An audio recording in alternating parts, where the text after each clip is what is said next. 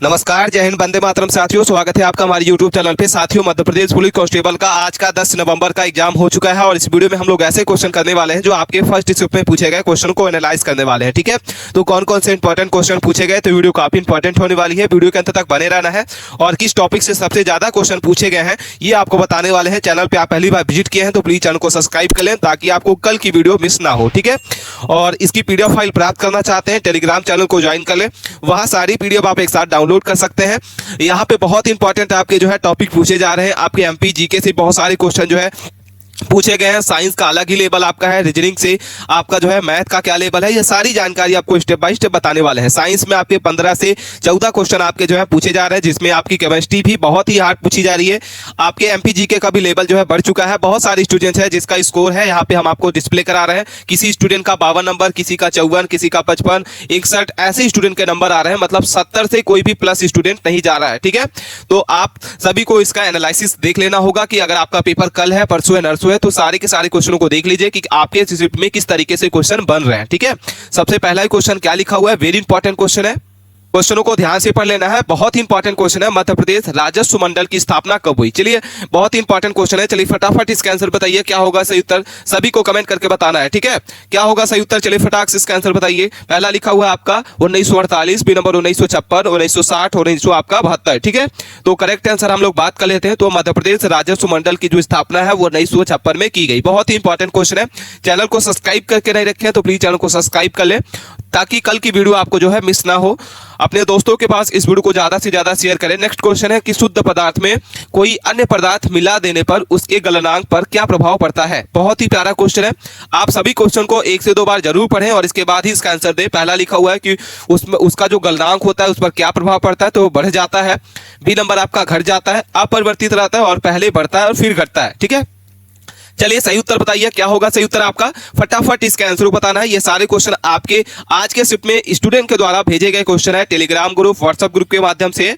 B number इसका सही उत्तर हो जाएगा। क्या हो जाएगा साथियों, ऑप्शन नंबर आपका घट जाता है। ठीक है, नेक्स्ट क्वेश्चन यहाँ पे सोल्यूशन देख लेते हैं। शुद्ध पदार्थ में कोई अन्य पदार्थ मिला देने पर उसका गलनांक जो है घट जाता है। अगला क्वेश्चन है पारिस्थितिक संक्रमण अवधारणा का सर्वप्रथम प्रयोग किसने किया था। ठीक है, वेरी इंपॉर्टेंट क्वेश्चन है। 4 ऑप्शन आपके सामने दिख रहा है, चारों में से सही उत्तर अगर हम लोग बात करें कि पारिस्थितिक संक्रमण जो है अवधारणा का आपका सर्वप्रथम प्रयोग किसने दिया है, तो आपका एल्टन द्वारा, बेनेट द्वारा, आपका बर्कले द्वारा और आपका रेडजेल द्वारा। ठीक है, तो सही उत्तर अगर हम लोग बात कर लेते हैं इसका चारों ऑप्शंस में से सही उत्तर आपका हो जाएगा बी नंबर। क्या हो जाएगा, बेनेट द्वारा। बी नंबर इसका सही उत्तर हो जाएगा कि पारिस्थितिक संक्रमण की संकल्पना जो है 1900 आपका जो है 76 में जॉन बेटिन द्वारा किया गया था। किसके द्वारा किया था, बेनेट द्वारा किया गया था। ठीक है, आई होप आपको क्वेश्चन समझ में आ रहे होंगे। अगला क्वेश्चन परावैंगनिक किरणों से है।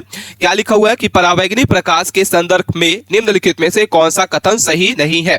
पहला लिखा हुआ है कि यह जो है एक विद्युत चुंबकीय तरंग है। बी नंबर इसका जो तरंगदैर्घ्य है वो आपका संदर्भ आपका दृश्य प्रकाश की तरंगदैर्घ्य में छोटा या लघु होता है। सी नंबर आपका लिखा हुआ है कि यह एक अनुदैर्घ्य तरंग होता है और डी नंबर यह निर्वात में गति कर सकता है। तो सही उत्तर अगर हम लोग बात करते हैं तो इसका जो सही उत्तर आपका हो जाएगा रेडियो तरंगे, अवरक्त तरंगे और दृश्य प्रकाश, परावैंगनिक प्रकाश जो है एक्सरे और गामा किरणें जो है अनुप्रस्थ तरंगों के उदाहरण होते हैं। ठीक है, आई होप आपको क्वेश्चन समझ में आ रहे होंगे।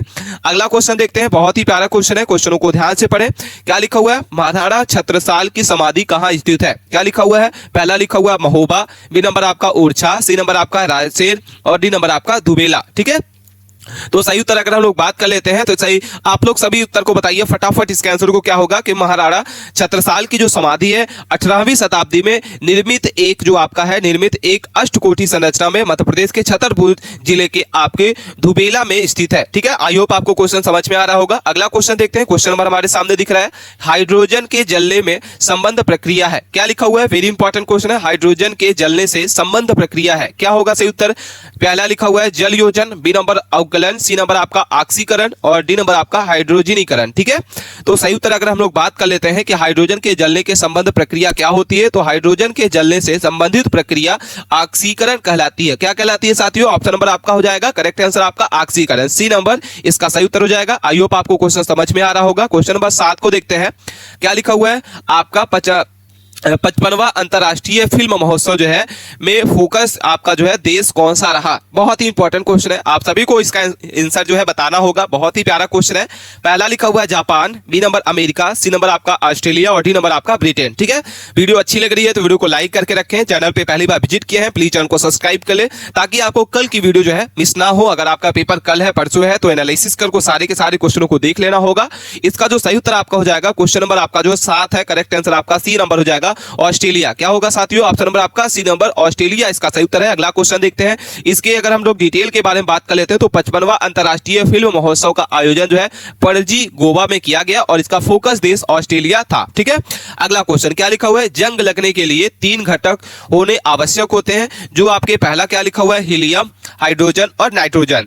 जंग लगने के लिए 3 घटक आपके कौन कौन से आवश्यक होते हैं, तो यहां पे आपको ऑप्शंस में से बताना है। पहला लिखा हुआ है हीलियम, हाइड्रोजन और नाइट्रोजन, बी नंबर लोहा, नाइट्रोजन और आर्द्रता, सी नंबर स्टील, लोहा और ऑक्सीजन और डी नंबर अगर हम लोग बात कर लेते हैं तो यहाँ पे आपको लोहा, ऑक्सीजन और आर्द्रता। ठीक है, तो 4 ऑप्शन आपके सामने दिख रहे हैं। पहला आपके सामने पढ़ लिया आपने, दूसरा आपको दिख रहा है, तीसरा आपको दिख रहा है, चौथा दिख रहा है। तो चारों में से आपको फटाक से इसका आंसर बताइए, सभी को कमेंट करके बताना है। सही उत्तर अगर हम लोग बात कर लेते हैं तो क्वेश्चन नंबर आपका 8 का डी नंबर हो जाएगा लोहा, ऑक्सीजन व आर्द्रता। क्या हो जाएगा सही उत्तर आपका साथियों, ऑप्शन नंबर आपका डी नंबर करेक्ट आंसर हो जाएगा। आई होप आपको क्वेश्चन समझ में आ रहा होगा। अगला क्वेश्चन देखते हैं। क्वेश्चन नंबर हमारे सामने दिख रहा है 9 नंबर, राष्ट्रीय बाल विज्ञान कांग्रेस 2025 का आयोजन कहां किया गया। ठीक है, पहला लिखा हुआ भोपाल, बी नंबर आपका इंदौर। राष्ट्रीय बाल विज्ञान कांग्रेस 2025 का आयोजन कहां किया गया, भोपाल में किया गया, बी नंबर इंदौर में किया गया, उज्जैन में किया गया, जबलपुर में किया गया। तो सही उत्तर अगर हम लोग बात कर लेते हैं तो राष्ट्रीय बाल विज्ञान कांग्रेस 2025 का आयोजन रविंद्र भवन भोपाल में आयोजित किया गया। बहुत ही प्यारा क्वेश्चन है।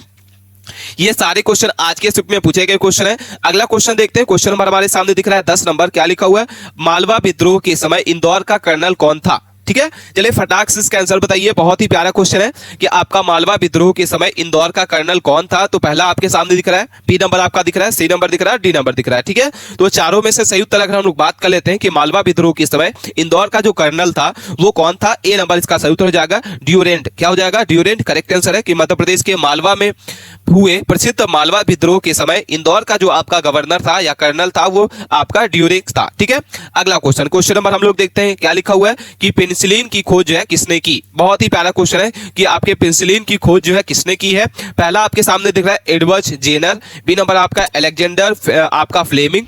सही उत्तर आपको बताना है कि पेनिसिलिन की खोज किसने की है। ठीक है, तो आपके सामने 4 ऑप्शन दिख रहा है। पहला दो आपने देख लिया, सी नंबर यहाँ पे दिख रहा है, डी नंबर आपको दिख रहा है। तो पेनिसिलिन की खोज जो है इसका जो श्रेय होता है वो 1928 में आपका जो है स्टॉलिन्स वैज्ञानिक जो है एवं नोबेल पुरस्कार विजेता आपके अलेक्जेंडर फ्लेमिंग को कहा जाता है। बहुत ही प्यारा क्वेश्चन है।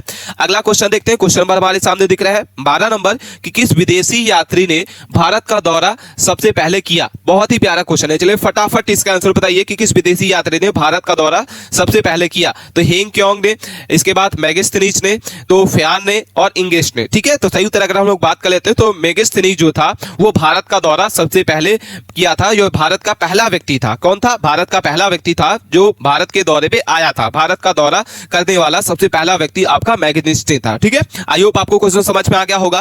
क्वेश्चन नंबर हम लोग देखते हैं 13 नंबर, वेरी इंपॉर्टेंट क्वेश्चन है। क्वेश्चन नंबर 13 क्या लिखा हुआ है, क्वेश्चनों को ध्यान से पढ़ना है क्योंकि कोई क्वेश्चन आपके जो है स्किप ना हो। वीडियो अच्छी लग रही है तो वीडियो को लाइक कर ले, चैनल को सब्सक्राइब कर रख ले। कार्बोहाइड्रेट के अलावा हमारे आहार में ऊर्जा का एक प्रमुख स्रोत होता है प्रोटीन। क्या होता है, कार्बोहाइड्रेट के अलावा हमारे आहार में ऊर्जा का प्रमुख स्रोत क्या होता है, प्रोटीन, बी नंबर आपका वसा, सी नंबर आपका जो है खनिज और डी नंबर आपका विटामिन। तो कार्बोहाइड्रेट के अलावा हमारे आहार में ऊर्जा का जो प्रमुख स्रोत होता है वो वसा होता है, फैट। क्या हो जाएगा, करेक्ट आंसर आपका वसा। ठीक है, अगला क्वेश्चन, क्वेश्चन नंबर हम लोग देखते हैं 14 नंबर, कांच के एक गिलास में पानी के अंदर रखा हुआ एक नींबू है अपने वास्तविक आकार में बड़ा दिखाई देता है। ठीक है, ऐसा किस कारण से होता है। बहुत ही प्यारा क्वेश्चन है, चलिए फटाफट इसका आंसर बताइए। जैसा कि आप बता दें कि साइंस के बहुत इंपॉर्टेंट क्वेश्चन पूछे जा रहे हैं तो प्लेलिस्ट के माध्यम से साइंस के आप क्या कर सकते हैं, एमसीक्यू को वीडियो के माध्यम से देख सकते हैं। ठीक है, और टेलीग्राम चैनल पे तो पीडीएफ डली हुई है, आप पीडीएफ के बाद माध्यम से भी रिवीजन कर सकते हैं और अपनी वर्दी को सिलेक्शन इस बार लेना है आपको। ठीक है, तो कांच के एक गिलास में पानी के अंदर रखा हुआ जो आपका नींबू होता है उसके वास्तविक आकार में बड़ा दिखाई देता है। इसका जो कारण होता है वो क्या होता है? सी नंबर, प्रकाश का अपवर्तन। क्या हो जाएगा साथियों? ऑप्शन नंबर आपका सी नंबर करेक्ट आंसर हो जाएगा। रिफ्लेक्शन ऑफ लाइट क्या हो जाएगा? ऑप्शन नंबर आपका सी नंबर इसका सही उत्तर हो जाएगा। यहाँ पे डिटेल भी दिख रहा है आपको कि एक गिलास में पानी में रखा नींबू जो है प्रकाश के अपवर्तन के कारण हमें जो है वास्तविक आकार में बड़ा प्रतीत होता है। अगला क्वेश्चन देखते हैं, पंचमटी जो है किस नदी के किनारे स्थित है? बहुत ही प्यारा क्वेश्चन है, फटाफट इसका आंसर बताइए। सभी को इसका जो क्वेश्चन आपको करा चुके हैं, ये क्वेश्चन आपके एग्जाम में फंस चुका है और दोबारा ये पूछा गया क्वेश्चन है कि पंचमटी जो है किस नदी के किनारे स्थित है? तो वैनगंगा, ताप्ती, तवा, नर्मदा। तो मध्य प्रदेश का एकमात्र जो है हिल स्टेशन आपका जो है पंचमटी, नर्मदा की सहायक नदी आपकी जो है, नर्मदा की सहायक नदी तवा नदी के किनारे स्थित है। क्या हो जाएगा इसका सही उत्तर आपका? ऑप्शन नंबर आपका बी नंबर, तवा नदी के किनारे आपका स्थित है। अगला क्वेश्चन नंबर हम लोग देखते हैं, BIUS का विस्तृत रूप क्या होता है? ठीक है, तो आपका पहला लिखा हुआ है basic internal organ system, basic input output system, basic internal output system. तो सही उत्तर आपको बताना है कि BIUS का जो विस्तृत रूप होता है वो आपका क्या होगा? तो B number, basic input output कहा जाता है इसको। करेक्ट आंसर आपका होगा। अगला क्वेश्चन हम लोग देखते हैं, यहाँ पे आपको दिख रहा होगा कि बेसिक इनपुट आउटपुट सिस्टम जो होता है यह एक वह प्रोग्राम होता है जिसे कंप्यूटर के माइक्रो प्रोसेसर उपयोग करने के बाद कंप्यूटर सिस्टम को चालू करने के लिए शुरू किया जाता है। आई होप आपको क्वेश्चन समझ में आ गया होगा। अगला क्वेश्चन देखते हैं, क्वेश्चन नंबर 17 लिखा हुआ, कोशिका को एक निश्चित रूप प्रदान करती है। बहुत ही प्यारा क्वेश्चन है, क्वेश्चन को ध्यान से पढ़ें। क्या लिखा हुआ? कोशिका को एक निश्चित रूप प्रदान करती है। पहला लिखा हुआ कोशिका झिल्ली, बी नंबर आपका कोशिका भित्ति, सी नंबर आपका केंद्रिका और डी नंबर आपका गल्फिकाय। ठीक है, तो करेक्ट आंसर आपको बताना है, वेरी इंपॉर्टेंट क्वेश्चन है। बी नंबर इसका सही उत्तर हो जाएगा कोशिका भित्ति। क्या होगा साथियों? ऑप्शन नंबर आपका बी नंबर करेक्ट आंसर है। बहुत ही प्यारा क्वेश्चन है कि कोशिका को एक निश्चित रूप जो है प्रदान करती है, तो कोशिका भित्ति क्या होगा? ऑप्शन नंबर आपका यहाँ पे हमने बता दिया कि कोशिका भित्ति जो है एक कठोर आपका आवरण होते हैं जो कोशिका की रक्षा करता है और संरचनात्मक समर्थ प्रदान करता है और कोशिका को एक निश्चित रूप देता है। ठीक है, आई होप आपको क्वेश्चन समझ में आ गया होगा। अगला क्वेश्चन लिखा हुआ है, CO2 के विसरण की गति जो होती है हवा के अपेक्ष कम होती है। क्यों होती है? क्योंकि यह हवा से क्या होती है? हल्की होते हैं, भारी होते हैं, काफी हल्की होती है और काफी भारी होती है। तो सभी को इसका सही उत्तर बताना है। वेरी इंपॉर्टेंट क्वेश्चन है, क्वेश्चन को ध्यान से पढ़िए और इसके बाद इसका आंसर बताइए। बहुत ही प्यारा क्वेश्चन है। क्वेश्चन नंबर 18 का बी नंबर हो जाएगा भारी होती। कैसी होती है साथियों? भारी होती है। इसका सही उत्तर आपका हो जाएगा CO2 में आपका जो विसरण की गति होती है हवा के अपेक्षित कम होती है। क्यों होती है? क्योंकि हवा से यह भारी होती है। आई होप आपको सारे क्वेश्चन समझ में आ रहे होंगे और चैनल को आप सब्सक्राइब कर रख ले, वीडियो आपको अच्छी लग रही है तो, और कमेंट करना ना भूलें। इसका जो सही उत्तर हो जाए विस्टेट यहाँ पे हमने आपको बता दिया। क्वेश्चन नंबर 19 को देखते हैं, क्या लिखा हुआ? आर्थिक स्वतंत्रता सूचकांक 2025 में भारत की कौन सी रैंक थी? ठीक है, क्या लिखा हुआ? आर्थिक स्वतंत्रता सूचकांक जो है 2025 में भारत की रैंक क्या थी? तो आपके सामने चार ऑप्शन दिख रहे हैं, 90, 84, 100, 105। तो क्या होगा सही उत्तर? फटाफट इसका आंसर बताइए। ऑप्शन नंबर आपका बी नंबर हो जाएगा 84। क्या हो जाएगा? ऑप्शन नंबर आपका करेक्ट आंसर बी नंबर हो जाएगा। आर्थिक स्वतंत्रता सूचकांक में आपकी जो है भारत की रैंक जो है वो 84वीं थी। ठीक है, यहाँ पे हम लोग बात कर लेते हैं। तो आर्थिक स्वतंत्रता जो आपकी है सूचकांक 2025 में भारत की जो रैंक है 84वीं थी और आर्थिक स्वतंत्रता सूचकांक में इसमें जो सबसे पहला स्थान था वो हांगकांग का था। किसका था? भारत का। यहाँ पे 84वां था और पहला स्थान आपका हांगकांग का था। ठीक है, आई होप आपको क्वेश्चन समझ में आ रहा होगा। अगला क्वेश्चन देखते हैं, बर्तन बनाने में प्रयुक्त जर्मन सिल्वर एक एलॉय है। बहुत ही प्यारा क्वेश्चन है, क्वेश्चन को ध्यान से पढ़ें और चार ऑप्शन आपके सामने दिख रहे हैं, चारों को आप ध्यान से पढ़ लें और इसके बाद इसका सही उत्तर बताइए। बर्तन बनाने में प्रयुक्त जो आपका है जर्मन सिल्वर एक एलान है। ठीक है, एलाय है तो क्या होगा? कापर, सिल्वर और निकेल का। बी नंबर आपका कापर, जिंक व आपका निकेल का, कापर, जिंक व एल्यूमिनियम का और सी नंबर आपका जो है कापर, निकेल व एल्यूमिनियम का। ठीक है, तो करेक्ट आंसर अगर हम लोग बात कर लेते हैं तो बी नंबर हो जाएगा। क्या हो जाएगा साथियों? कापर, जिंक और निकेल। करेक्ट आंसर आपका हो जाएगा साथियों ऑप्शन नंबर आपका B. Very very important question है। आई होप आपको सारे क्वेश्चन समझ में आ गए होंगे। आज के स्ट्रिप में ये सारे क्वेश्चन पूछे गए थे। वीडियो अच्छी लगी है तो वीडियो को लाइक करके रख लें, अपने दोस्तों के पास इस वीडियो को दबा के शेयर करें जिसका भी पेपर कल परसों नरसों है, तो चैनल को सब्सक्राइब कर रख लें, यानी कल की पेपर की आपकी जो एनालिसिस हो वो आपकी मिस ना हो। ठीक है, मिलते हैं नए टॉपिक के साथ नए वीडियो में, तब तक ले बने रहें। धन्यवाद।